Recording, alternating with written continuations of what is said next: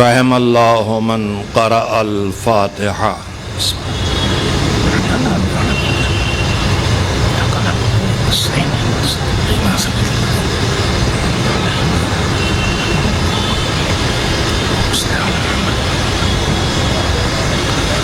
اعوذ باللہ من الشیطان اللعین الرجیم. بسم اللہ الرحمن الرحیم. الحمد للہ رب العالمین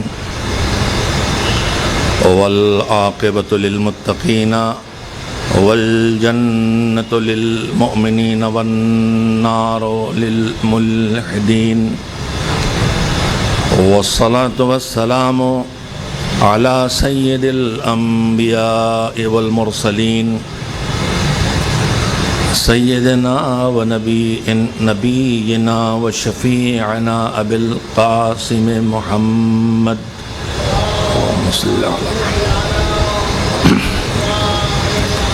و آلہ الطیبین الطاہرین المعصومین المظلومین واللعنۃ الدائمۃ الباقیۃ علی اعدائهم اجمعین من الآن الى یوم الدین. اما بعد فقد قال اللہ سبحانہ وتعالی فی کتابہ المبین وهو اصدق الصادقین وقولہ الحق. بسم اللہ الرحمن الرحیم. وَلْتَكُن مِّنكُمْ أُمَّةٌ يَدْعُونَ إِلَى الْخَيْرِ وَيَأْمُرُونَ بِالْمَعْرُوفِ وَيَنْهَوْنَ عَنِ الْمُنكَرِ وَأُولَئِكَ هُمُ الْمُفْلِحُونَ. صلوات بھیجیں محمد و آل محمد علیہ السلام پر. تمہارے درمیان ایک ایسا گروہ ہونا چاہیے، ایسے لوگ ہونا چاہیے جو مل جل کے یہ ذمہ داری ادا کریں کہ لوگوں کو بلا استثناء سارے انسانوں کو، چاہے وہ کسی بھی دھرم کے ماننے والے ہوں، کسی بھی ریلیجن کو ماننے والے ہوں، کسی بھی دین کو قبول کرنے والے ہوں، کسی بھی مذہب، مسلک اور فرقے کے ہوں، سب کو خیر کی طرف، بھلائی کی طرف، جو بھلائی اور خیر سارے انسانوں کی نگاہ میں خیر اور بھلائی ہے، جو بلا رہے ہیں ان کے لیے بھی وہی بھلائی ہے، اور جن کو بلایا جا رہا ہے ان کے لیے بھی وہی خیر اور بھلائی ہے. اس کی طرف بلائیں. خیر اور بھلائی جس کی طرف اسلام کہہ رہا ہے کہ تمہارے بیچ ایسے لوگ ہونا چاہیے جو انسانوں کو بھلائی کی طرف بلائیں. مثلا جوانوں کو یہ سکھائیں کہ تمہیں بڑوں کی عزت کرنا چاہیے، بڑوں کا احترام کرنا چاہیے. خیر اور بھلائی سے دماغ میں صرف نماز، روزہ اور قرآن کی تلاوت نہ آئے، اس لیے میں کہہ رہا ہوں خیر کی طرف بلائیں، بھلائی کی طرف بلائیں، اچھائی کی طرف بلائیں. مثلاً اولاد سے کہیں کہ ماں باپ کے ساتھ ہمیشہ اچھا برتاؤ کرو، ان کا دل نہ دکھاؤ. آپس میں سب ایک دوسرے سے کہیں، چاہے جس مذہب کے ہوں، چاہے جس دین کے ہوں، چاہے جس دھرم کے ہوں، چاہے جس مسلک کے ہوں، کہ ہم ایک دوسرے سے میل جول کے ساتھ رہیں، محبت کے ساتھ رہیں، مل جل کے ساتھ رہیں. کوئی کسی سے نفرت نہ کرے اور کوئی کسی کو ستائے نہیں. اب یہ سب خیر کی طرف دعوت دینا ہے. اس کے بعد اسی کام کو کہ جو خیر یا بھلائی کی طرف بلانا ہے، اسی کے طریقے بتا رہا ہے قرآن کریم، اور انہیں الگ سے ڈیوٹی نہیں ہے بلکہ اس کی وضاحت ہے کہ خیر کی طرف بلانے کے دو طریقے ہوں گے. ایک تو جو میں نے ابھی مثالیں دی ہیں جو اچھا ہے، جو سب کی نگاہ میں اچھا ہے، جو کامن آدمی کی سینس، اس کی عقل وہ کہتی ہے کہ اچھا ہے۔ کبھی کبھی کچھ کام ایسے ہوتے ہیں جو کسی کی نگاہ میں اچھے ہوتے ہیں، لیکن ضروری نہیں کہ وہ اچھے ہوں۔ بہت سے لوگوں کی نگاہ میں پیسہ کمانا اچھا ہے، چاہے جس طریقے سے آئے، لیکن عام لوگ، سب لوگ اس بات کو نہیں مانیں گے۔ تو کسی کی ذاتی رائے میں کوئی چیز اچھی ہے بری ہے، اس سے فیصلہ نہیں ہوگا جو عام طور پر لوگ جس چیز کو اچھا کہیں برا کہیں۔ تو جو اچھائی کی طرف بلائے گا اس کے دو طریقے ہیں، یا وہ اچھا کام ہے جس کے لیے وہ کہے گا تمہیں یہ کرنا ہے، اور کبھی کبھی اس کے لیے چھوٹا موٹا پاور بھی استعمال کیا جائے گا۔ لیکن صرف اچھائی یا بھلائی یا اچھے کام کی طرف بلانا ہی ایک اچھا کام اچھا نہیں ہے۔ اگر کوئی کسی برائی میں ہے، اگر کوئی کسی خرابی میں پڑا ہے، کسی گناہ میں لگا ہے، تو اس سے روکنا بھی بھلائی کی طرف بلانا ہے۔ اس لیے کہ جب اسے چھوڑے گا تو برائی سے نکلا ہے تو بھلائی کی طرف آئے گا۔ چوری مثلا کوئی کرتا ہے، چاہے وہ چوری گھروں کے اندر جا کے ہو، چاہے وہ چوری کاروبار میں ہو، کم تولنے کی ہو، ملاوٹ کرنے کی ہو، جتنی چیزیں ہیں کسی نہ کسی طرح کی چوری بھی ہیں، دھوکہ بھی ہیں، کئی گناہ ہیں جن ایک ہی کام کر کے آدمی کئی گناہ ایک ساتھ کر لیتا ہے۔ تو اس سے جب روکے گا تو آدمی اگر چوری سے رکے گا تو پھر کہیں نہ کہیں روزی کمائے گا، اور وہ پھر حلال اور جائز اور اچھے طریقے کی طرف آئے گا۔ یہ ذمہ داری ہے جو قرآن کہہ رہا ہے کہ تمہارے بیچ میں ایسے لوگ، کچھ ایسے ہونا ہی چاہیے۔ اللہ نے یہ شرف دیا ہے ہمارے جیسے اپنے حقیر بندوں کو کہ ہمیں توفیق ملی ہے کہ ہم اس گروہ میں شامل ہو گئے جس کو یہ کرنا ہی ہے کہ لوگوں کو خیر اور بھلائی کی طرف بلائے، لوگوں کو اچھائی کا راستہ دکھائے، انہیں سمجھائے۔ ہمارے پاس پاور کے استعمال کا حق نہیں ہے، لیکن ماں باپ کے پاس پاور ہے اپنی اولاد کے ساتھ، جو اس کے سب قانون ہیں اور حدیں ہیں۔ چھوٹا موٹا پاور بھی استعمال کر سکتے ہیں۔ وہ موبائل پہ لگا ہوا ہے، نہیں مانتا تو اس کے ہاتھ سے چھین لیا، چاہے اسی کا ہے۔ اب کتنی احتیاط ہے اسلام میں، دیکھیں ماں باپ بھی بچے کو جب کسی صورت نہ مانے، نماز پڑھو نماز پڑھو نماز پڑھو، نہیں پڑھتا، رات میں 2 بجے تک موبائل مت کھیلو مت کھیلو مت کھیلو، نہیں مانتا، تو ہلکی پھلکی مار بھی، مگر کتنی ہلکی، تماچا اگر مارے تو بس اتنا ہو کہ تماچے سے نہ سرخی آئے نہ نیلا رنگ ہو، نیلا تو بہت دور کی بات، اتنا بھی نہیں مار سکتا کہ سرخی آئے۔ اور ایک چیز اسلام میں ہے جس کو دیت کہتے ہیں، آپ نیوز پڑھتے ہوں گے، ایک چیز قصاص ہے، ایک چیز دیت ہے۔ خدا نہ کرے کسی نے میرے بیٹے کو، خدا نہ کرے میرے باپ کو مار ڈالا، تو مجھے حق ہے کہ میں اس قاتل سے اپنے باپ کی موت کا بدلہ لوں اور اس کی جان بھی لے لوں، لیکن مجھے حق یہ نہیں کہ میں ڈائریکٹ ایکشن لوں۔ میں کورٹ کے پاس جاؤں گا، کورٹ مجرم جب اسے طے کر دے گا تو وہ پھر مجھے اختیار دے گا کہ تم چاہو تو اس سے قصاص لے لو، یعنی جان کے بدلے جان، یا تم چاہو تو اس سے دیت لے لو۔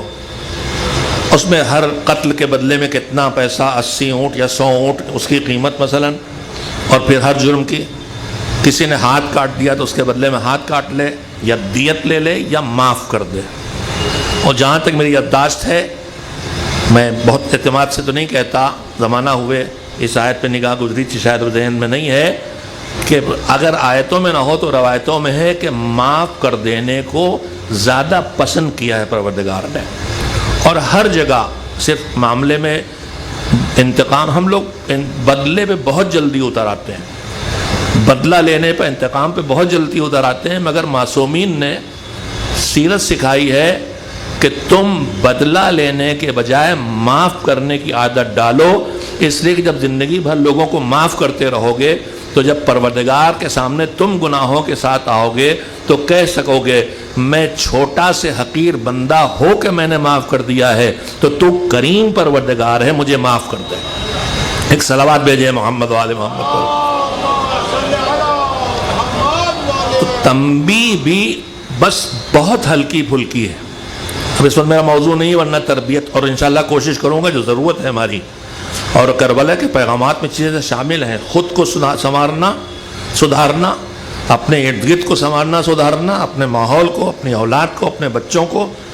کربلا کے پیغامات میں عزاداری کا یہی مقصد ہے، صرف اپنے جذبات کو تسکین دینا نہیں ہے، وہ تو فطرت ہے، اسے سکھانے کی ضرورت نہیں۔ جس سے محبت ہوگی اس کی خوشی میں آدمی خوش ہو کے رہے گا، جس سے محبت ہوگی اس کی مصیبت میں وہ مصیبت زدہ بن کے رہے گا۔ یہ تو ہماری فطرت ہے، الگ سے یہ نہیں کہ اللہ کا حکم ہے اس لیے ہم رو رہے ہیں، ہمیں ان سے محبت ہے۔ اور جس کو ٹھیک ہے، ہم بہت سے ہیں اہل بیت علیہ السلام، امام حسین علیہ السلام کو امام نہیں مانتے، امام معصوم نہیں مانتے، لیکن محبت کرتے ہیں تو وہ بھی روتے ہیں۔ اور اگر دعوے دار ہو کوئی کہ مجھے محبت ہے مگر حسین کی مصیبتوں پر روئے نہیں، تو اس کا مطلب یہ کہ اسے محبت نہیں ہے، وہ دعوے دار ہے خالی ہے۔ تو بات پھیلتی جا رہی ہے، میں جو کل چھوڑا تھا جہاں سے آپ کو وہ مجھے سنانا بھی ہے، میں یاد کر کے آیا ہوں کہ بھول نہ جاؤں۔ تو تھوڑا ہی بہت طاقت کا استعمال کیا جا سکتا ہے، پروردگار نے توفیق دی ہے، ہمارے ماں باپ کی شاید نیکیاں کام آئی ہیں، جو بھی ہو، ہم تو اپنے شعور میں نہیں تھے، جدھر ڈال دیے گئے ادھر چلے گئے، لیکن ہمیں اللہ نے نصیب کیا ماں باپ کی نیکیاں، اور اس سے اوپر کسی کی کوئی نیکی ضرور قائم ہوئی اور اولاد کے کام آتی ہے۔ اوپر کی نسلوں کی نیکیاں بھی کام آتی ہیں، اور اوپر کی نسلوں کی برائیاں اور گناہ بھی اولاد کو نقصان پہنچاتے ہیں، وہ بھی ایک موضوع ہے کہ ایسا کیوں ہے۔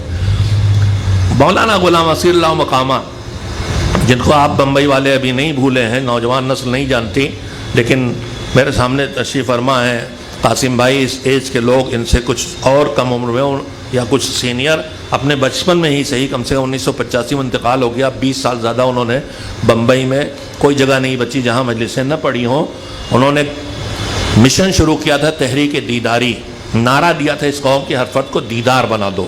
یہ نعرہ کیوں دیا تھا؟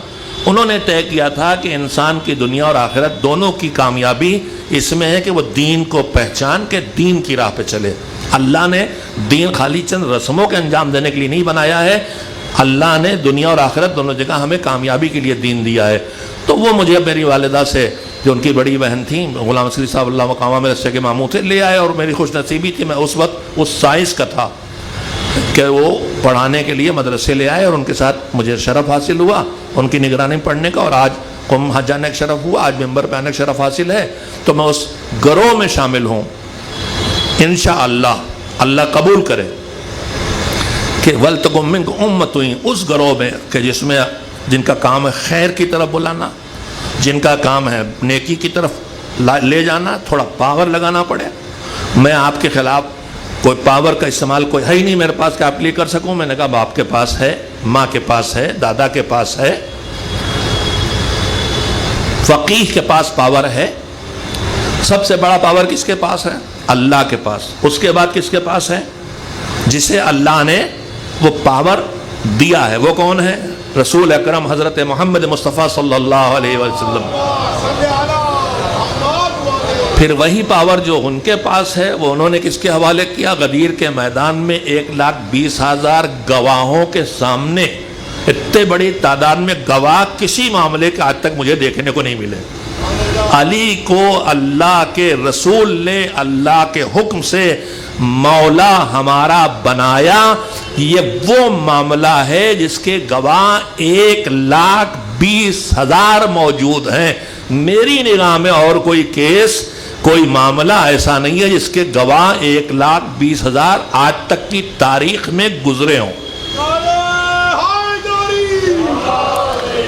اب اس کے بعد اگر کسی کو نہیں دکھائی دیتا تو میں اتنا ہی کہہ سکتا ہوں کہ سورج کی روشنی میری، اگر اس کی روشنی میں میں نہیں دیکھ پاتا تو میری کمزوری ہے، سورج کی روشنی کی کمزوری نہیں ہے۔ خیر، اللہ نے پاور منتقل کیا حضور کی طرف، حضور نے وہی پاور منتقل کیا مولا علی کی طرف، اور وہی پاور حضور کے ارشاد سے منتقل ہوتا رہا ائمہ کی طرف۔ ان کے پاس فل پاور ہے، اس سے زیادہ پاور وہ ہمارے جان کے مالک ہیں، وہ کہیں تو ہمیں جان دینا پڑے گی، ہم خود سے نہیں کر سکتے، یہ کہہ چکا ہوں میں۔ اب آج اس پاور کے میں کہہ رہا ہوں کہ اس کے پاس ہے کس کے پاس نہیں ہے، وہ پاور امام کے بعد انہوں نے منتقل کیا ان کی طرف جو سب سے زیادہ دین کو ٹھیک سے سمجھے ہوں، اور وہ ہے فقیہ۔ فقیہ کا مطلب یہ ہوتا ہے جو اندر سے پوری طاقت، پوری صلاحیت کے ساتھ دین کو اچھی طرح سمجھاؤ۔ قرآن میں ہے حکم کہ فلولا نفر من کل فرقۃ طائفۃ منہم لیتفقہوا فی الدین ولیرجعوا الیہم لعلہم ینظرون۔ شاید مجھ سے آیت پڑھتا نہیں میں، اگر مجھے ٹھیک سے یاد نہیں ہوتی اللہ معاف کرے، ہو سکتا ہے کہ مطلب چھوٹا ہو۔ اللہ کہتا ہے جیسے ایک آیت تمہارے اندر کچھ لوگ ہونا چاہیے جو خیر کی طرف بلائیں، اس کے لیے مجتہد ہونا، فقیہ ہونا شرط نہیں ہے، لیکن قرآن میں اللہ پھر کہتا ہے کہ کچھ لوگ ایسے ضروری ہیں کہ جو نکلیں گھروں سے اور جائیں لِيَتَفَقَّهُوا فِي الدِّينِ، تاکہ دین کو ٹھیک سے سمجھ سکیں۔ تفقہ دین کے سمجھنے کا نام ہے، پورے دین کو سمجھنے کا نام، اور سمجھ کے واپس آئیں تو کیا کریں؟ لِيُنذِرُوا قَوْمَهُمْ إِذَا رَجَعُوا إِلَيْهِمْ، جو اپنی قوم میں پلٹے وہیں قوم میں نہ رہ جائیں۔ یہ 20 40 سال سے حضرات ہیں، اور آپ شرف کہتے ہیں 20 سال سے ہیں، میں پوچھتا ہوں کیا کر رہے ہیں؟ پلٹے اپنی قوم میں واپس آئیں، ان کی ڈیوٹی اللہ نے لگائی ہے، یہاں پیدا ہوئے، یہاں پلے بڑھے، اب ان کا حق ہے یہاں واپس آؤ، پلٹ کے آئیں۔ آپ لوگ بھی یونیورسٹی میں 2 طرح کے، اللہ کر کے بھول نہ جاؤں جہاں سے چھوڑی میں نے، یونیورسٹی میں 2 طرح کے لوگ ہوتے ہیں، 5 سال 7 سال 8 سال پڑھ کے نکلے، پی ایچ ڈی کی 8 سال 10 سال، اور اس کے بعد نکل کے گئے، جس لیے گئے خدمت کر رہے ہیں۔ کچھ ہوتے ہیں وہیں رہنے والے، کیوں رہتے ہیں وہ؟ اس لیے کوئی لیڈر اور نیتا ہو گئے، یونین کے پریزیڈنٹ ہو گئے، اب وہیں رہ کے انہیں لیڈرشپ کرنا ہے، تو وہ پھر زندگی بھر اسٹوڈنٹ ہی رہتے ہیں۔ 40 سال کے ہو گئے، پڑھ رہے ہیں، اس میں پی ایچ ڈی کر لی، اس میں ڈپلوما کر لیا، جو آسان ہے جس میں بغیر پڑھے ہوتا رہتا ہے وہ وہیں پڑھے رہتے۔ تو اللہ کہتا پڑھو، سیکھو، دین کو پلٹو، اور پلٹ کے کیا کرو؟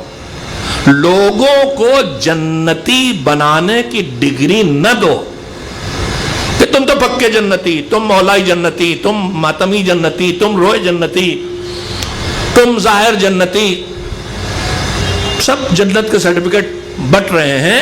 نہیں، یہ نہیں کرنا ہے۔ پھر کیا کرے؟ وَلَيُنذِرُوا قَوْمَهُمْ، آ کے اپنی قوم کو ڈرائیں۔ کاہے سے ڈرائیں؟ اس سے نہ ڈرائیں کہ میں بہت بڑا مولوی ہوں، جادو کر دوں گا برباد ہو جاؤ گے۔ اس سے نہ ڈرائیں کہ میں سید ہوں، بددعا دوں گا تم سب کھوجے لوگ جو مجھے پیسے نہیں دے رہے ہو تباہ ہو جاؤ گے۔ اس سے نہ ڈرائیں کہ میں بہت دعا تعویذ والا آدمی ہوں، لکھوں گا تعویذ بھسم ہو جاؤ گے۔ یہ سب جو ہو رہا ہے سماج میں مجھے کہنا پڑے گا، کوئی تو کہے، ہمارے جیسے کہنا ہی چاہیے۔ اس سے نہ ڈرائے کہ میرے پاس زبان ہے، میں تمہیں ممبروں سے ٹھیک کر دوں گا۔ اس سے نہ ڈرائیں کہ میرے ہاتھ میں قلم ہے، میں تمہیں سدھار دوں گا۔ اب یہیں پہ بات سے پھر بات نکل رہی ہے، پھر جا رہا ہوں آگے۔ قرآن ہم نے سب نے سنا ہے سلمان و ملہ اہل البیت، سلمان ہم اہل بیت سے ہیں، ہم اہل بیت سے ہیں تو ایک ہی کے لیے، سلمان کے لیے۔ لیکن اس کا الٹا ہے لیسا منا، ہم سے ہے۔ کم از کم مجھے نہیں ملا جناب سلمان کے علاوہ کسی اور کے لیے کہا گیا ہو۔ جناب ام سلمہ آئی تھی، جناب خدیجہ کے بعد ان سے اچھی بیوی تاریخ میں پڑھ کے سمجھ میں آتا ہے، آنکھیں مون کے عقیدت کی باتیں نہیں کر رہا، ان سے اچھی بیوی حضور کو نہیں ملی۔ بیوی وہی اچھی ہوتی جو شوہر کو سکون دے، جو ستائے بھی اور سکون میں دے وہ بھی اچھی نہیں، جو خالی ستائے وہ بھی اچھی نہیں۔ حضور کو سب طرح کی بیویاں ملی تھی اور ان کا امتحان تھا۔ 9 شادیوں بڑا اعتراض ہے، ذرا جا کے دیکھو کس کی ایج کیا تھی، کس کا رنگ کیا تھا، کتنی مرتبہ کی بیوہ تھی۔ ان کے پاس غیر شادی شدہ خواتین شاید 1-8 ڈھونڈے مل جائیں تو مل جائیں، ورنہ شوق نہیں تھا، جوڑنا تھا لوگوں کو، لانا تھا لوگوں کو، اور کہیں کہیں صرف سہارا دینا تھا۔ تو اچھی بیوی تو وہ ہوتی ہے اور جو ستائے نہیں، بس اس کے اچھے کام آئے۔ تو میں نے کہاں سے پٹری بدلی تھی؟ کوئی بتائے گا؟ آپ سن رہے ہیں ڈر تو ڈا کے ڈرائے بہت، کہاں سے کہاں چلے گئے. ہم ڈرائے نہیں، وہ طرح نہ ڈرائے جو ڈرا رہے تھے، جو میں نے چند فہرستیں آپ کو گنا دی. پھر میں اس کے آگے میں جو روایت یاد آئی تھی، منا اہل بیت سلمان، ہم سے، اس کے مقابلے میں لیسا منا، ہمارا نہیں، ہم سے نہیں. اونچا جائے ایمان پہ تو وہاں کے منا میں آ جائے، اور نیچے جائے تو وہاں نہ جائے، خدا نخواستہ اس سے نیچے کہے تو وہ کہیں ہمارا نہیں، ہم سے نہیں. ایک فہرست ہے روایات میں، اگر تلاش کی جائے، میں نے 10-12 نوٹ کیے ہیں دھیرے دھیرے، جہاں کہا یہ ہمارا نہیں، کسی کا نام نہیں لیا ہے. پھر وہ ہمارا کون نہیں، اس میں صفتیں بتائیں، برائیاں کہ ہمارا نہیں. انہی میں سے ایک میں نے ابھی کہا تھا نا کہ سماج میں کچھ لوگ ہوتے ہیں جن کو دیکھ کے جی چاہتا ہے ان کی عزت کریں، ان سے محبت سے پیش آئیں، ان کا احترام کریں، آدمی خود بخود جھکتا ہے. اور کچھ اس کے الٹے ہوتے ہیں، نفرت ہے، چڑ ہے، اچھے نہیں لگتے، اس لیے کہ بدماش ہیں، جدھر جاتے ہیں کسی کو ستاتے ہیں، کسی کو تنگ کرتے ہیں، کسی کو اذیت پہنچاتے ہیں، کسی کا حق چھین لیا، کسی کو مار دیا، کسی کو گالی دے دی. ان کی عمر اسی میں گزر رہی، مگر ہیں پاورفل، پیسے والے ہیں. اگر کچھ میں نے ان کی عزت میں کمی کی ہے، مجھے اپنے پیسے کے سہارے تباہ کر دیں گے. پولیس میں تعلقات والے ہیں، بڑے خاندان کے لوگ ہیں، بہت لوگ ہیں، پٹائی ہو جائے گی. تو جلدی سے حدیث سن لیں کہ حضور اکرم حضرت محمد مصطفیٰ صلی اللہ علیہ وسلم نے فرمایا، لیسا منا من یکرمہ الناس اتقاء شرہ، یا اتقاء من شرہ، وہ ہمارا نہیں ہے جس کی برائی کے ڈر سے اس کی عزت کی جائے. کہ دبنگ جا رہے ہیں، جھک کے سلام نہیں کریں گے، علاقے کے بھائی ہیں، علاقے کے دادا ہیں، 2500 طرح کے لوگ ہیں جن سے آدمی اندر سے نفرت کرتا ہے، مگر ظاہراً ان کی عزت کرنا پڑتی ہے. تم اپنی طاقت سے چاہو جستا منوا لو، لیکن اگر تم اپنے کو اہل بیت کہنے والے کہہ رہے ہو تو سمجھنے لا اہل بیت کہہ رہے ہیں. تم سے لوگ تمہاری برائی سے اور شر سے بچنے کے لیے تمہاری عزت کریں تو تم ہماری نگاہ میں اتنے بے عزت ہو کہ ہم تمہارے اپنے چاہنے والوں میں تمہیں مانتا ہی نہیں، تم ہمارے اپنے نہیں ہو سکتے. ایک صلوات کبھی خود ہی بھیج دیا کیجئے.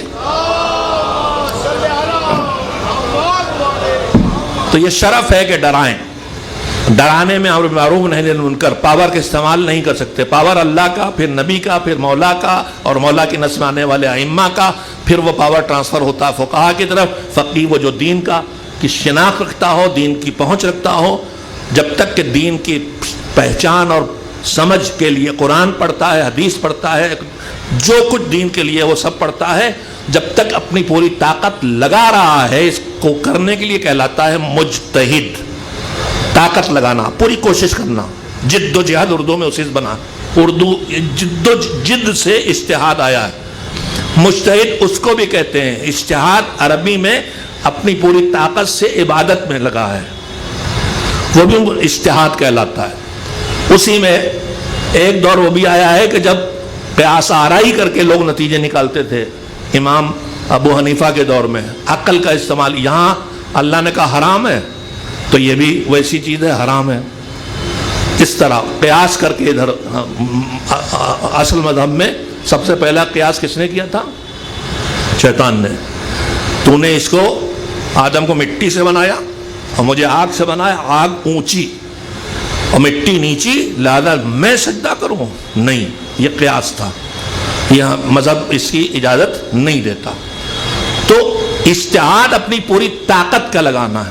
میں اس لیے اتنی بات کہی ہے، میرے جوان پڑھے لکھے جو بیٹھے متوجہ ہوں گے، ہمارے درمیان ایک ہمیں بانٹنے کی ہر وقت کوشش ہوتی ہے، ہندو مسلم سکھ عیسائی، اس صوبے کا، اس اسٹیٹ کا، یہ بنگالی وہ گجراتی، ہزاروں طرح سے بانٹا جاتا ہے. یہ کچھی وہ کاٹھواڑی، یہ سید وہ خان وہ پٹھان، یہ شیڈول کاسٹ وہ اونچی کاسٹ، بانٹتے ہی چلا جاتا ہے. بانٹنے ہی میں پرانا ہے کہاوت، بوڑھی لومڑی کی ایجاد. جہاں سورج ڈوبتا نہیں تھا اب جہاں سورج نکلتا نہیں ہے. بوڑھی لومڑی سمجھے؟ انگلینڈ صاحب، جن کی اتنی بڑی حکومت تھی کہ سورج ڈوبتا نہیں تھا ان کے ہاں، اب سورج نکلتا نہیں ہے. اسی کو کہتے ہیں کایا پلٹ. تو ہم بانٹنا، بانٹے چلے جا رہے ہیں. اسی میں ہمارے درمیان 100 سال 150 سال پہلے یا اس کے بعد کم و بیش ہمارے علماء کے درمیان ایک نظریہ نکلا تھا جو کہلاتے تھے اخباری. خبر کہتے ہیں روایت کو. حدیث وہ بات جو معصوم سے منسوب ہو اور ہمیں اطمینان ہو کہ معصوم نے فرمائی ہے، اس کی سند دیکھ کے اور اس کے مفہوم کو دیکھ کے. جب تک وہ یقینی نہ ہو جائے کہ امام کا معصوم کا ارشاد ہے، اسے روایت یا خبر کہتے ہیں. اخبار خبر کی پلورل ہے. یہ جو ہم لے کے اردو پڑھتے ہیں نیوز پیپر، اخبار اسی لیے کہتے ہیں اس میں خبریں ہیں. اخبار یعنی خبریں. علماء کے درمیان اخباری تھے جو کہتے تھے، ان کا نظریہ اخباری حضرات کا کہ قرآن تو بس اہل بیت سمجھ سکتے ہیں، ہم سمجھ ہی نہیں سکتے، اور اس کے بعد روایتیں جو ہیں وہ سب معتبر ہیں، اور ہم دین کو سیدھے روایتوں سمجھ لیں گے، اس میں اجتہاد کی ضرورت نہیں ہے.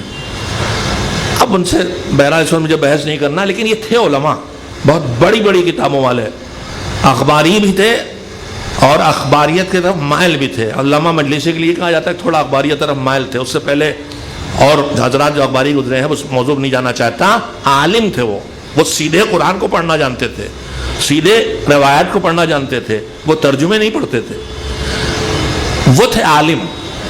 پھر اس کے بعد اصولی آئے تھے، سب اصولی شروع سے، یعنی جو اصول اور نظام جو کہتے ہیں کہ ہمیں صرف روایات سے سیدھے نہیں نکل سکتی بات، اور ہر روایت معتبر نہیں ہے، اس میں گڑی ہوئی بھی ہے، ڈھونڈنا پڑے گا کون صحیح ہے کون غلط ہے، اور ہر بات سیدھے روایتوں سے نہیں سمجھی جا سکتی. میں پھر سیدھے سیدھے آپ سے کہتا ہوں کہ جہاز کی ایجاد کب ہوئی؟ ائمہ کے دور میں نہیں، نہ جانے کتنے بعد، ابھی 100 سال ہوئے ہوں 150 سال، مجھے نہیں پتہ، یاد نہیں. تو جہاز تو تھا ہی نہیں ائمہ کے دور میں، تو نہ کوئی پوچھے گا کہ جہاز پہ بیٹھنا جائز ہے کہ نہیں، آسمان میں اڑتا ہے، جان کا خطرہ تو نہیں. جہاز پہ نماز کیسے پڑھیں گے، جہاز پہ نماز میں منہ کدھر کریں گے، نہ جانے کتنے مسئلے ہیں. میں جہاز پہ نماز پڑھ کے چلا دہلی سے اور مغرب کی، اور آگے گیا پچھم کی طرف، تو پھر سورج نکل آیا. ملے گا سورج وہاں دیر میں ڈوبتا ہے، تو پھر دوبارہ پڑھوں کیا وہ؟ تو کہاں روایتوں میں لکھا؟ یہاں پر وہی انہی آیتوں اور روایتوں سے کچھ اصول نکلیں گے، ان اصولوں سے طے ہوگا یہ کریں یا نہ کریں، کیا کریں. اسی لیے اصولی کہلاتے ہیں. میں پھر لمبی بات ہوگی لیکن بہت اہم تھی، اس لیے کہ آج ہمارے درمیان ہمیں بانٹنے کے لیے پھر ایک اخباری کے نام سے ایک ہمارے جوانوں کو بہکایا جا رہا ہے. اخباری ہونے کے لیے قرآن اور حدیث کو سمجھنے کی، سیدھے پڑھنے کی صلاحیت ہونا چاہیے اور سمجھنے کی. میرے بھائی اگر اردو میں جو لکھا اس سے تحفۃ العوام سے باپ دادا سے جو ہو رہا کرتے چلے آ رہے ہیں، یہی دلیلیں ان کی، تو میں کہتا ہوں تقلید تو آپ بھی کر رہے ہیں. آپ روایتیں تو پڑھتے نہیں، آپ کا گرو جہاں بیٹھا ہو جو آپ کو جو سکھا دے وہ دہراتے ہیں، تو آپ بھی روایتیں نہیں پڑھتے، تحفۃ العوام پڑھتے ہیں مثلا. تو تحفۃ العوام پڑھ کے آپ کیا کر رہے ہیں؟ آپ بھی تقلید کر رہے ہیں. آپ سیدھے اصول کافی نہیں پڑھ رہے، استفسار نہیں، من لا یحضر الفقی نہیں، تہذیب نہیں، بہار نہیں، وسائل الشیعہ نہیں، ہزاروں کتابیں ہیں، نہیں پڑھ رہے. آپ ان کا ترجمہ پڑھ رہے ہیں زیادہ سے زیادہ. تو بھیا ترجمہ کر کے جو اس نے ترجمہ لکھا ہے، جو اس نے سمجھا وہ آپ مان رہے ہیں، تو آپ بھی تو تقلید ہی کر رہے ہیں. جو وہ کہہ رہا وہ آپ مان رہے ہیں. پر فرق یہ ہے کہ ہم سب سے بڑے عالم کی تقلید کرتے ہیں، آپ نیچے کسی چھوٹے عالم کی بات مانتے ہیں. تقلید آپ بھی کر رہے ہیں، تقلید ہم بھی کر رہے ہیں. ایک صلوات بھیجیں محمد و آل محمد کو.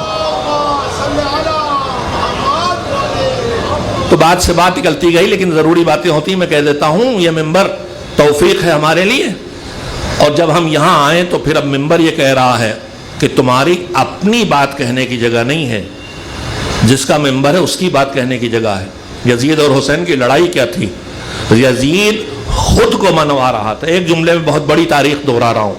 یزید خود کو منوا رہا تھا اور حسین خدا کو منوا رہے تھے. یہ ممبر خود کو منوانے کا نہیں ہے کہ میں بڑا اچھا شاعر ہوں، میں بڑا اچھا خطیب ہوں، میں بہت اچھا تقریر کر لیتا ہوں، آپ مجھے مان جائیں، میرے ہنر کو مان جائیں، یہ اس کی جگہ نہیں ہے۔ میں یہاں آیا ہوں تو میں خدا کو منواؤں، اور خدا اتنا بڑا کریم ہے کہ میں اسے منواؤں گا تو مجھے نظر انداز کرنے والا نہیں ہے۔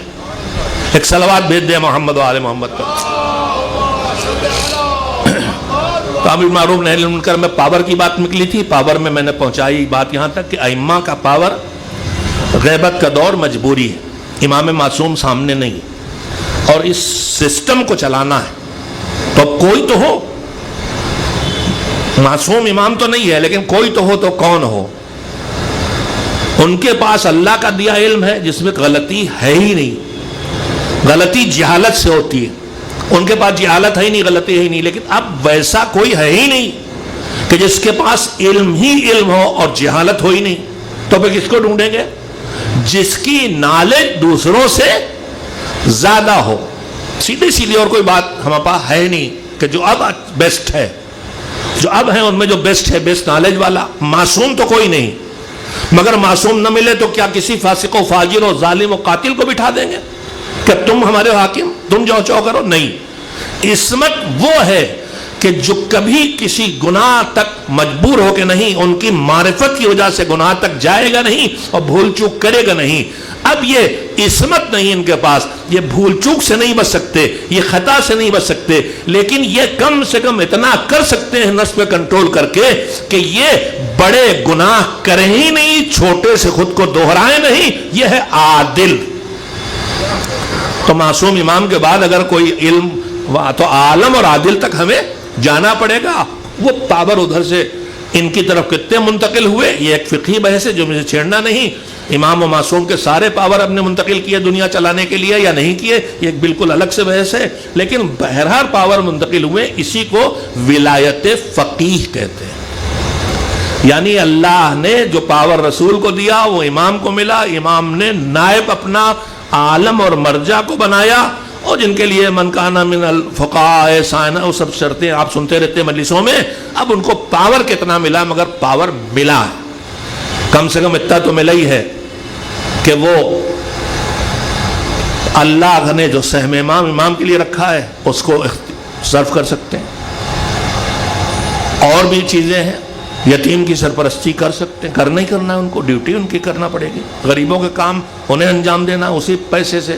تو بہت سے پاور ملے ہیں۔ اب فقہاء میں فرق صرف اتنا ہے کہ آیا جیسے معصوم کو حق ہے کہ وہ کسی کو پھانسی کی سزا دے دے، تو اب اگر پھر وہی بات آتی کہ حکومت چلانا ہے کہ نہیں، حکومت نہیں چلانا آپ طے کر لیں، تو امام حسین سے لے کے انبیاء و مرسلین تک سب نے کیا خالی قانون بتایا تھا، اچھا سماج نہیں بنانا چاہا۔ آپ اچھا سماج بنانا چاہیں، گورنمنٹ انڈیا میں نہ ہو تو کیا ہوگا؟ انڈیا گورنمنٹ نہ ہو، آپ قانون بنا کے دے دیں تو کچھ ہونے والا نہیں۔ ابھی اسی سڑک پہ دائیں بائیں اوپر نیچے سب چلنے لگے، ذرا سے نگاہ ہٹتی شروع ہو جاتا ہے۔ تو قانون ہونا کافی نہیں، قانون کو نافذ کرنے والا ہونا چاہیے۔ اب اگر اصل غیبت میں کوئی جگہ ہے جہاں وہ قانون نافذ ہو سکتا ہے تو اس میں حاکم چاہیے۔ حاکم چاہیے تو کون ہو؟ سیدھی بات یہ ہے کہ عادل ہو، عالم ہو۔ اب اس کے بعد اختیارات ہونا چاہیے، یہ اختیارات کہلاتے ہیں ولایت فقیہ۔ اللہ کی ولایت، نبی کی ولایت، امام کی ولایت، اس کے بعد فقیہ کی ولایت۔ قائل سب ہیں کہ فقیہ کی ولایت ہے، اختیار ہے، لیکن اس کی حدوں میں اختلاف ہے کہ بالکل وہی اختیار ہے جو معصوم امام کو یا نہیں۔ اکثر فقہاء یہی کہتے ہیں کہ وہ پورا اختیار نہیں ہے، لیکن امام خمینی رحمۃ اللہ علیہ اور ان کے نسل، ان کے اسکول سے تقریباً ان اختیارات کے قائل ہیں جو حکومت چلانے کے لیے ضروری ہے، جس میں گھر توڑ کے سڑک بنانا ہے، گھر توڑنا ہے سڑک بنانے کے لیے حکومت کو اختیار ہے، کہتے ہیں ان کو اختیار۔ جو محتاط فقہاء کہتے ہیں نہیں بھائی، یہ مال پہ ہاتھ نہیں لگائیں گے، جان کو ہاتھ نہیں لگائیں گے، آبرو کو ہاتھ نہیں لگائیں گے۔ تو پھر اس میں تو وہ بھی آ جاتا ہے طلاق کا اختیار۔ بیچاری خاتون لٹکی ہوئی ہے، مرد صاحب کے پاس اختیار ہے طلاق کا، وہ لٹکائے ہیں، دوسری کو شادی کر لی، اس کو لٹکائے ہوئے، اب وہ زندگی برباد ہو جائے تو کیا کرے؟ رجوع کرے، کدھر جائے گی؟ قاضی کون ہے؟ فقیہ، عالم، یا جس کو فقیہ اور عالم نے اپنی طرف سے بنایا ہے۔ تو اب اس کو اختیار ہے کہ نہیں؟ کہ شوہر راضی نہیں ہے، نالائق ہے، نہ خرچہ دیتا ہے، نہ ساتھ رکھتا ہے، ستا رہا، تو اس کی جگہ یہ طلاق پڑھ دیں، یہ بھی اختیار ہے۔ یہ بھی اختیار ہے. وقف ہے, کوئی نہیں ہے جو اس وقت کو سنبھالے, تو ہے کسی کے پاس اختیار کے نہیں؟ فقیہ کے پاس ہے, جس کے حوالے کرے اس کے پاس ہے. تو میں لمبی باتیں ہو گئیں, مگر بہت ضروری ہے ان چیزوں پہ ڈسکشن ہونا, اس لیے ضرور یہیں ایک بات اور کہہ دینا چاہتا ہوں. اس پہ بحث بہت ہے کہ مردوں کے پاس طلاق کا اختیار ہے, عورت کے پاس نہیں ہے. اس کا قانونی حل بھی نکالا گیا ہے کہ شادی کے وقت عورت شرط رکھ لے کہ اختیار طلاق مجھے بھی ہوگا, مگر تجربہ آپ بتائیں اگر مرد کے پاس مین اختیار ہے تو تجربہ کیا کہہ رہا ہے؟ ہمارے مذہب میں اختیار نہیں ہے مرد کے علاوہ عورت کے پاس. ہمارے ہاں طلاق کا ریشیو کیا ہے؟ اور جہاں اختیار ہے, یورپ امریکہ میں چلا جائیے, ایک ایک جوڑے کی کتنی مرتبہ طلاقیں ہوتی ہیں, اس لیے کہ عورت کے پاس اختیار ہے. اور وہ مسئلہ صرف یہ ہے کہ مرد تھوڑا اپنے جذبات پہ کنٹرول کر کے مسئلے کو سلجھانا جانتا ہے, لیکن عورت بہت جلدی جذباتی ہو کے فیصلے لے لیتی ہے. اور یہ بھی تربیت کی ضرورت تھی. میں کتنی باتیں ایک ساتھ کہہ دوں. مرد کو عقل حکومت ہو جذبے پر, جذبات پر, تاکہ بڑے فیصلے لے سکے. اور ماں کے, عورت کے جذبات غالب ہونا چاہیے, اس لیے کہ وہ ماں ہے, اپنی جان دے دے مگر بچے کو پالنا ہے تو بچا لے. بچہ بیمار ہو جائے, آدھا گھنٹہ ہم گود میں لے کے ٹہلائیں گے, ہم بھی مروز گود میں, یہ ہمارے بس کی بات نہیں, لے جاؤ. ماں ایک رات نہیں کتنی راتیں لے کے ٹہلے گی. تو یہاں اس کے جذبات غالب ہیں, اس کو جذبہ زیادہ ضروری ہے, اس کے پاس عقل کی حکومت زیادہ ضروری. دونوں مل کے گاڑی چلتی ہے, اس لیے اس کو اختیار نہیں دیا گیا مگر اختیار لے سکتی ہے. غلط فہمی جو ہمارے معاشرے میں ہو گئی, اب بہت جلدی لڑنے لگے ہم, بہت افسوسناک بات ہے. اور میں کوشش کروں موضوع پر آپ کے سامنے بات کروں. ہمارے درمیان کیوں تیزی سے رشتے ٹوٹ رہے ہیں, کیوں طلاقیں بڑھ رہی ہیں, اس کی وجہ ہے. اور اس کے علاوہ اور کہاں بیان کیا جائے گا؟ حسین بسانے کے لیے آئے تھے, حسین جوڑنے کے لیے آئے تھے, حسین توڑنے نہیں آئے تھے, حسین بگاڑنے نہیں آئے تھے. حسین نے گھر کو لٹایا تھا کہ تمہارا گھر بربادی سے بچے. تو یہ سب اس ممبر کی ذمہ داری ہے. انشاءاللہ کوشش کروں گا, وقت نہیں ہوتا, یعنی کم وقت ہے ظاہر ہے, اور بہت باتیں جو کہنے کی ہیں, مگر میں یہاں پہ ایک خیال جو غلط آ گیا ہے وہ ہے طلاق کا. طلاق مرد کا حق ہے, لیکن اگر عورت چاہے تو مرد کے ساتھ رہنے پر راضی نہیں ہے تو مرد کو تیار کرے کہ طلاق دے دو. مجھے لفظ یاد نہیں آ رہا, ابھی راستے میں ڈسکس کر رہے تھے جب خلا میں شارٹ میموری لاس پرابلم ہے میری. خلا عورت کو طلاق کا مطلب یہ نہیں ہے کہ عورت کو حق کی طلاق ہو گیا. خلا یعنی وہ نہیں راضی رہنے پر, شوہر کے ہم رکھیں گے, خرچہ دیں گے, صحیح برتاؤ کریں گے, مگر یہ بگڑی ہوئی ہم چلے جائیں گے, ہم تو نہیں رہیں گے. اور جتنا ماڈرن سوسائٹی آتی جا رہی, نہ کس وجہ سے جذباتی خاتون غلط فیصلے کر رہی ہے. تو خلا کا مطلب یہ نہیں کہ آپ صاحب اختیار ہو گئیں. خلا کا مطلب یہ ہے کہ آپ اپنے شوہر کو کچھ دے کے, کچھ چھوڑ کے اسی کو راضی کریں. ورنہ خلا یہ نہیں کہ کسی مولوی کے پاس گئے, اب ہم اپنے اللہ نہ کرے کہ ہم ایسے ہوں, مولویوں کے لباس میں یا نقلی لباس میں یا عالم ہے مگر عالم سو ہے, برا عالم ہے, 40,000 لیں گے طلاق کر دیں گے, 80,000 لیں گے طلاق کر. آپ طلاق کیوں چاہتی ہیں؟ تاکہ آپ واقعاً دوسرے مرد سے شادی کرنے کے لائق ہو جائیں یا آپ کی بیٹی لائق ہو جائے. تو دھوکہ کس کو دے رہے ہیں اگر غلط طلاق ہے؟ اللہ کو دے رہے اور اپنے آپ کو دے رہے ہیں. لہذا خدا کے لیے بے ایمانوں کے پاس نہ جائیے. میں نے آج تذکرے آئے معلوم ہے, کوئی 1,20,000 لے رہا, کوئی 70,000 لے رہا.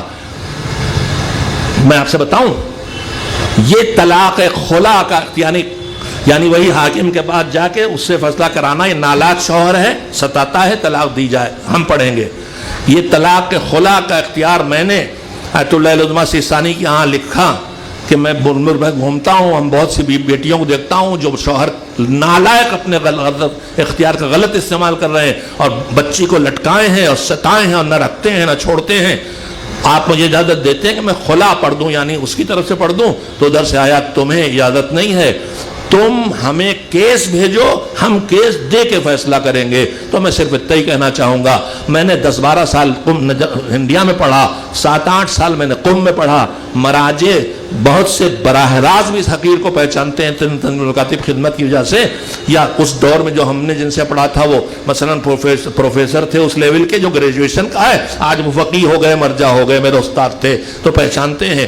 مگر میرے جیسے حقیر کے پاس اگر یہ اختیار نہیں ہے تو یہ جو فصلی مولوی، یہ جھولا چھاپ مولوی جو کھڑے ہو گئے، یہ آپ سے پیسے لے کے آپ کو حرام کا شکار کر رہے ہیں. ان سے ہوشیار رہیے. وکیل کے پاس جائیے یا کسی بڑے عالم کے پاس جائیے جس سے امید ہو کہ اس کے پاس اجازہ ہو سکتا ہے، جو ہندوستان میں بہت کم لوگوں کو حاصل ہے. یہ چاروں طرف پیسے کی لالچ میں حرام کاری پھیلائی جا رہی ہے. اللہ ہماری قوم کو اس مصیبت سے نجات دے. نہ ایسے گھر ٹوٹے، نہ ایسے فاسدوں کے بعد جا کے حرام کا شکار ہو. اس کے لیے ایک صلوات بھیجیں تاکہ دعا قبول ہو جائے. بہت وقت لیا میں نے، لیکن اس ہر غرض یہی حسین کا پیغام پہنچانے کے لیے. کل موضوع جو میرا ہے عزائے حسین کیوں اور حسین کا مشن کیا. حسین کا مشن دین بچانا تھا، دین پہنچانا تھا، دین کو زندہ رکھنا تھا. بات اسی کے اندر گویا چل رہی. عزائے حسین کیوں، اتنا اہتمام کیوں، اتنا اہتمام کیوں میں نے آپ کے سامنے رکھا تھا. اور یہ کہتا تھا کہ اگر بڑا اہتمام تو بڑا کام، اہتمام زیادہ تو کام زیادہ. کل اہتمام کے سلسلے میں، عظمت عزائے حسین کے سلسلے میں نے وہ گفتگو شروع کی تھی کہ شہادت اور قربانی کے بدلے میں ہمارے مولا سید الشہداء حضرت امام حسین علیہ السلام کو اللہ سے جو خصوصیتیں ملی ہیں، میں نے اس سلسلے میں روایت سنائی تھی 4 خصوصیتیں. اس میں سے ایک مجھے کل یاد نہیں تھی، آج ڈھونڈ لے آئے، مجھے نوٹس مل گئی، بار لے آیا ہوں اسے ڈھونڈ کے.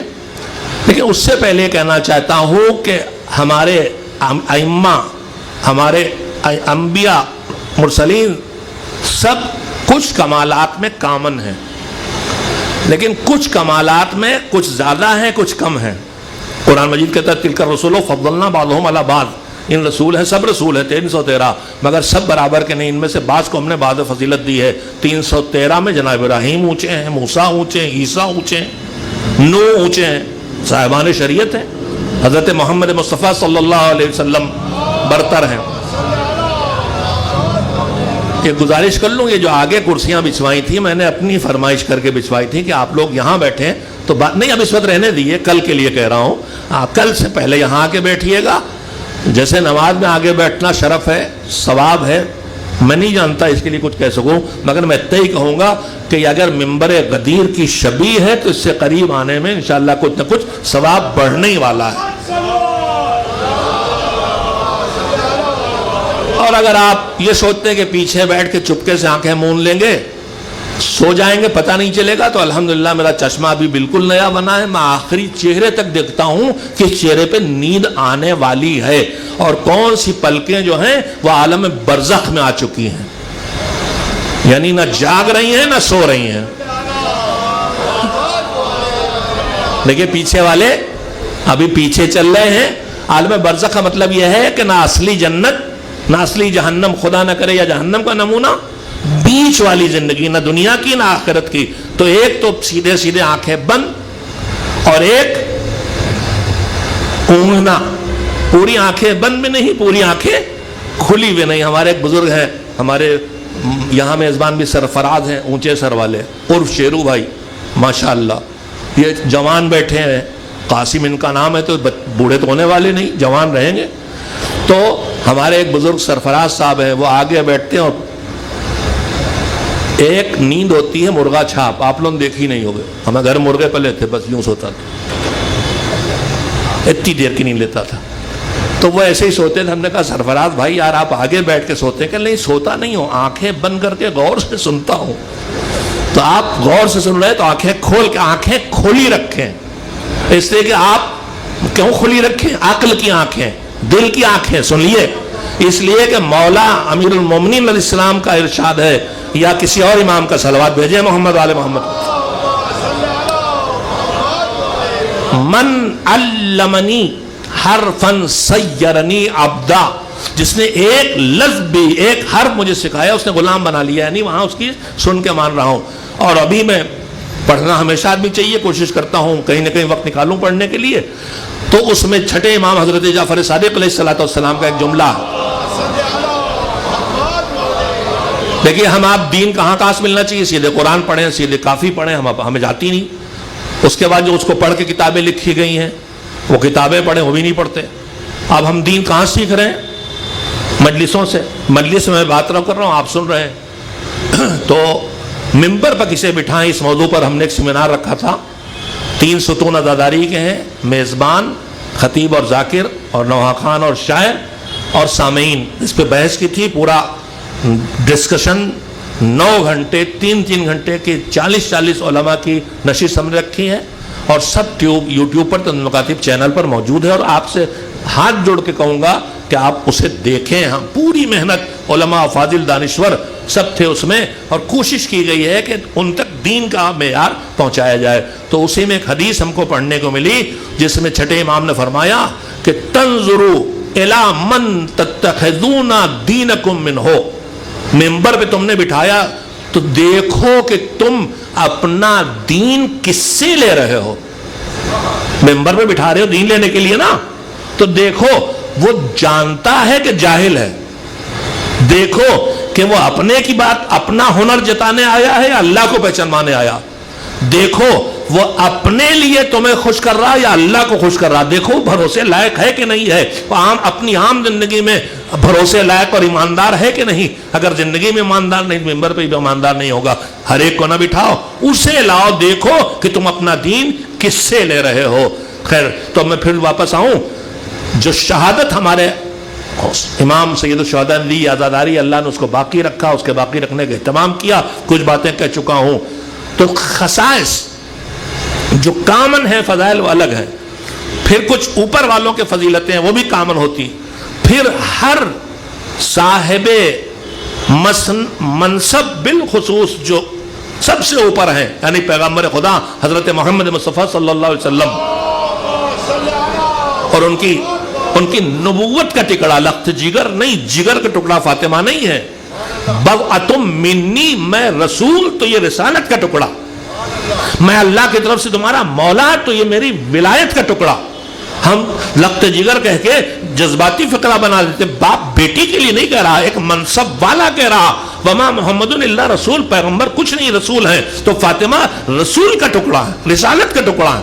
وہ صاحب اختیار، صاحب منصب. اور اس کے بعد مولا علی، اور اس کے بعد ائمہ طاہرین. ان سب کے جو فضیلتیں ہیں ان میں بہت کچھ کامن ہے، بلکہ سب کامن ہے، مگر کچھ خصوصیتیں ہر ایک کو اللہ نے الگ سے دی. وہ مثلا حضور کے لیے خصائص النبی، خصائص خصوصیت کے پلورل ہے. خصائص علویہ، خصائص فاطمیہ، خصائص الحسین، سب کی خصائص ہیں. مثلا سب معصوم بعظمت ہیں، لیکن اللہ نے کس کے نام پر صلوات رکھی ہے؟ رسول اکرم حضرت محمد مصطفیٰ صلی اللہ علیہ وسلم، ان کے نام پہ صلوات رکھی ہے. باقی خوش ہو گئے ہم کسی کے نام پہ صلوات بھیج دیں، اچھی بات پہ صلوات بھیج دیں، وہ ایک اظہار خوشی کا ذریعہ، اور خوشی کا اظہار بھی ایسے کہ رحمت کے نزول ذریعہ بن جائے. ایک صلوات اور بھیجیے، رحمت ہے جو آپ کے لیے آ رہی. پینے کا پانی کم نہیں پڑے گا، آپ کی جھیل بھر جائے گی انشاءاللہ، اور اتنی بھر جائے گی کہ آپ کو پینے کے کانی میں کوٹا نہ اختیار کرنا پڑے. خیر، باتوں سے بات نکلتی ہے. بارش کا آنا نزول رحمت کہلاتا ہے. ہم نے یہاں چھپر بنا کے بارش سے خود کو بچا لیا، لیکن صلوات کی بارش جب آتی ہے تو رحمت پھر وہاں تک پہنچتی ہے، چاہے وہ چھت کے نیچے ہو، چاہے کوٹھری میں بیٹھا ہو. اگر اس نے نزول رحمت کی دعا کی ہے تو اس کشتی میں اگر سوار ہے جو رحمت نازل ہو رہی ہے تو پھر اس تک بھی رحمت پہنچ کے رہے گی. ایک نزول رحمت کے لیے دعا کریں جو رحمت ہم سب تک پہنچ سکے. ایک صلوات مل جل کے بھیجیں محمد و آل محمد کو. جلدی سے کل کی بات ادھوری رہ گئی، اسے آج جو سوچ کے آیا تھا وہاں تک پہنچا نہیں.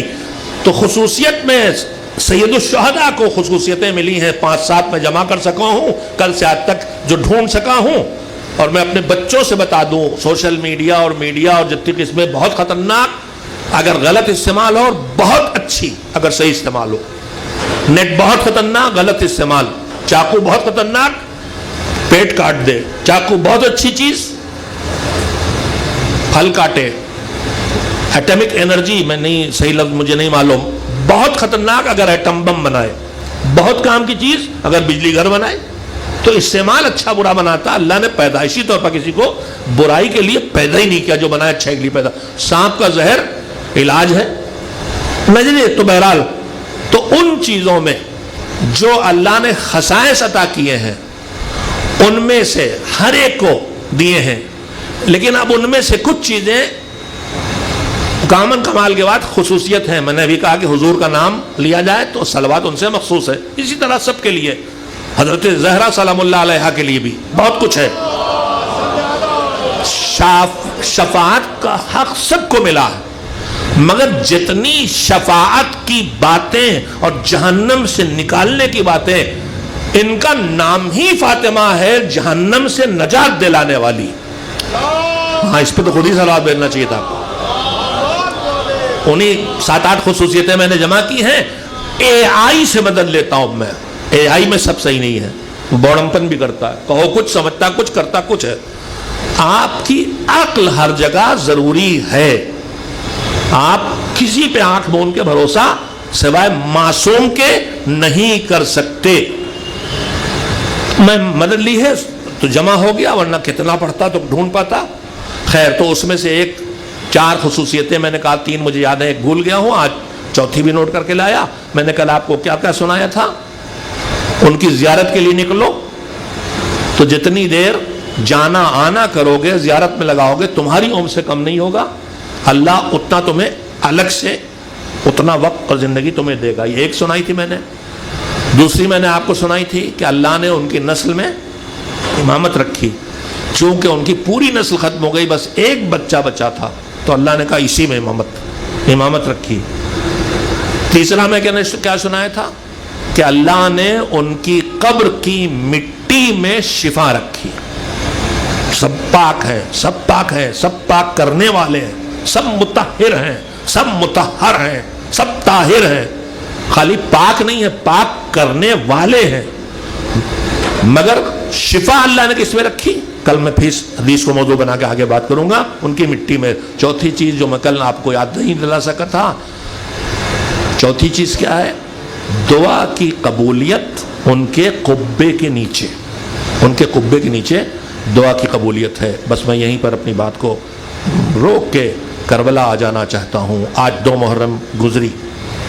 2 محرم کا مطلب یہ ہے کہ فرات سے دور تپتے ریگستان میں خیمے لگے ہیں, تیز گرمی ہے, اور اس گرمی میں پانی پر آنے کا پہرا لگ چکا ہے, اور پانی جب لینے جاتے ہیں تو رکاوٹوں کو پار کر کے پانی لانا پڑتا ہے.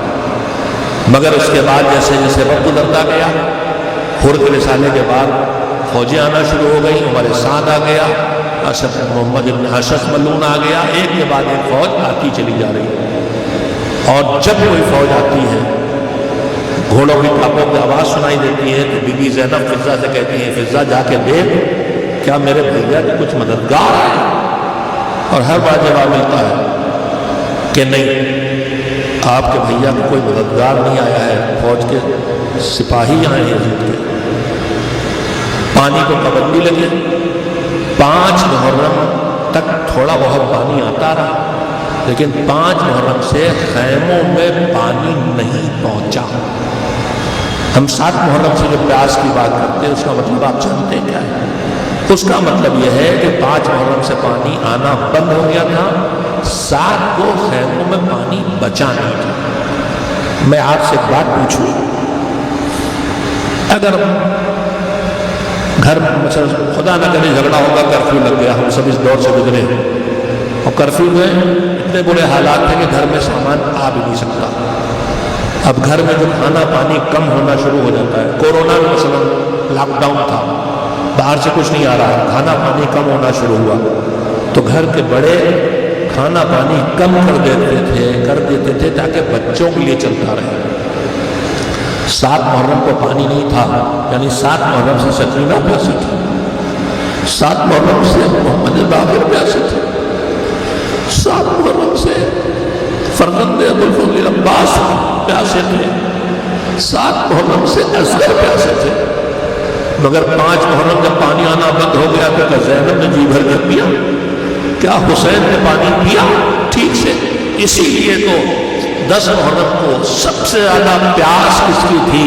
جس کی زبان میں بیٹے نے دہن میں زبان ڈال کے کہا تھا بابا آپ کی زبان میں تو کانٹے پڑے ہیں، آپ تو مجھ سے زیادہ پیاسے ہیں۔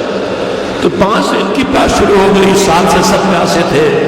تاریخ آگے بڑھی، 9 محرم کی شام دشمن نے حملہ کیا، ایک رات کی مہلت حسین نے جنگ کے لیے لی، ابھی تک لشکر یزید میں ہے، رات گزری، اور ایک رات کی مہلت حسین نے عبادت کے لیے لی، رات گزری، خیموں سے رات ہے، 7 محرم گزری، 8 گزری، 9ویں شب ہے، تیسری شب ہے پیاس کی، تپتے ہوئے دس میں ہم ایک اپنے گھروں میں رہ کے 18 گھنٹے نہیں 14-15 گھنٹے میں کتنا بے چین ہوتے ہیں، دشت کربلا، تپتی ریت، چلتی لو اور اس میں پیاس، بچوں کے لب سوکھے ہیں، زبانیں سوکھی ہیں، 2 آوازیں ہیں مجھ سے نکل رہی ہیں، ایک طرف تلاوت ہے، دعا ہے، تسبیح ہے، اور دوسری طرف بچوں کی ہائے پاس کی آوازیں ہیں۔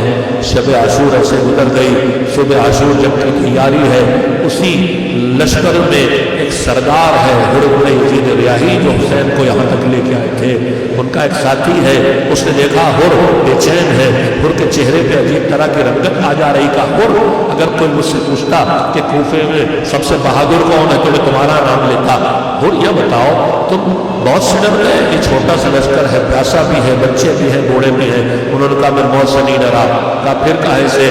کہا میں نے اپنے آپ کو جنت و جہنم کے درمیان پاتا ہوں، وہ نہیں سمجھا، کہا میرے ساتھ، کسی صورت ذرا سے نگاہوں سے بچ کے ایک پہاڑی ٹیلے میں پہنچے، کہا کان لگا کے سنو، کہا آواز آ رہی ہے حسین کے خیموں سے، بچوں کی ہائے پیاس ہے، پیاس ہے، پیاس، کہا بس یہی آوازیں تھی جنہوں نے مجھے بے چین کیا ہے، میں جنت و جہنم کے درمیان ہوں، ان بچوں کی پیاس کا سبب میں بنا، فیصلہ لیا، لشکر نہیں چھوڑا، بیٹے کو ساتھ لیا، راز روایت مطابق بھائی اور غلام کو ساتھ لیا، روایات ہیں متبا سے ہم نے سنا، کہا ہمیں قیدی جیسے جاتا ویسے لے چلو، بیٹے نے باپ کے ہاتھ جو حسین کی بارگاہ میں قیدی بن کے آنا چاہتا ہے، پشت پہ باندھے گردن کے، آنکھوں پہ پٹیاں باندھی جسے قیدی لے جاتے ہیں، بڑھے تو بیٹے نے بتانا شروع کیا بابا ہمارے آنے کی خبر شاید پہنچ گئی، وہ دیکھیے لشکر حسین کے سپاہی نکل رہے، حبیب آ گئے، مسلم ابن اوسجہ آ گئے، ہمارے استقبال تیاریاں ہیں،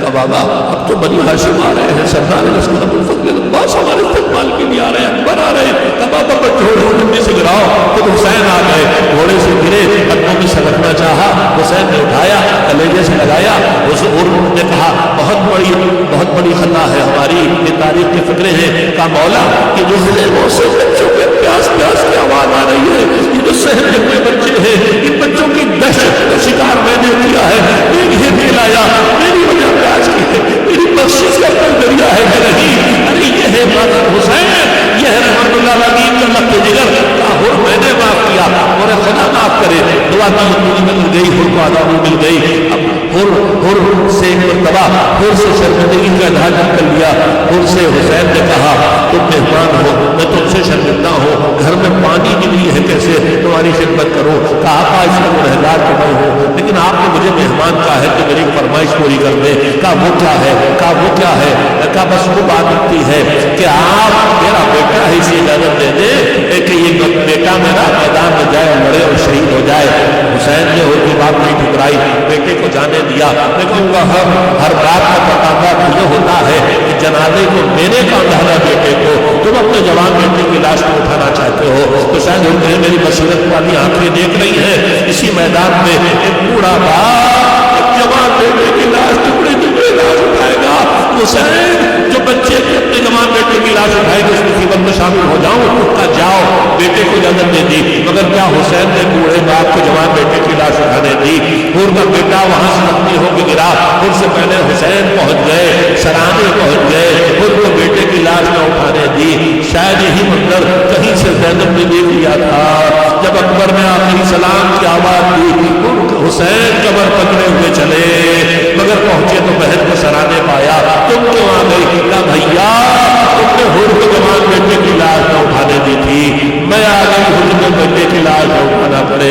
غیرت ہاشم ہاشمی نے بازو پکڑا، خیمے میں پہنچایا، اور جوان بچے کی لاش توڑ سکی تو بنی ہاشم کے بچوں کو بلایا، آؤ اپنے بھیا کی لاش کے ٹکڑے ٹکڑے لاش کو کھانے میں چلو، وَسَيَعْلَمُ الَّذِينَ ظَلَمُوا أَيَّ مُنقَلَبٍ يَنقَلِبُونَ أَلَا لَعْنَةُ اللَّهِ عَلَى الْقَوْمِ الظَّالِمِينَ۔ اللہم تقبل منا انک انت السمیع العلیم، ہماری اس عبادت کو قبول فرما، ہماری دعاؤں کو قبول فرما۔ بس میں دعا کو یہیں پہ ختم کر کے مکمل آپ سب سے گزارش کرتا ہوں، ماتم حسین نوحہ خوانی میں شامل رہیں، مزید اجر حاصل کریں۔ یا حسین